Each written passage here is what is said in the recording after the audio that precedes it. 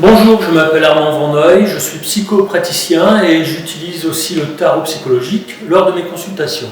Alors mon propos aujourd'hui c'est de vous parler des symboles en relation avec une carte du tarot. Alors j'ai choisi la carte de l'empereur, la carte numéro 4, donc du Rider-Waite-Smith. Alors quand on regarde cette carte, on y voit un personnage couronné, vêtu d'une tunique rouge, sur une armure, et assis sur un trône, un siège, qui semble être de pierre. Voyons donc ce que ces détails peuvent nous indiquer au niveau de la symbolique. La tunique rouge montre l'aspect martial et dynamique du personnage, c'est aussi une des couleurs qui marque la souveraineté. L'armure d'airain, ici, que l'on peut voir ici, marque l'aspect martial aussi, et l'acier et le fer sont des métaux qui sont en relation avec Mars. Les béliers, il y en a 4. Les béliers sont en rapport avec la force, et en astrologie, le bélier est lié à Mars, planète de la guerre. C'est aussi le symbole de la ténacité et de la détermination. La couronne casque est le symbole royal par excellence.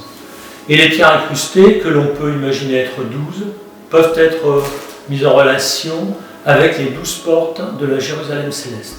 La barbe blanche, ici, marque l'expérience de l'empereur. L'encre ou la croix de vie nous indique que le pouvoir tire son énergie du soleil et que l'énergie solaire est un don universel. La croix de vie symbolise aussi l'existence mortelle sur la terre, mais aussi l'immortalité de l'après-vie.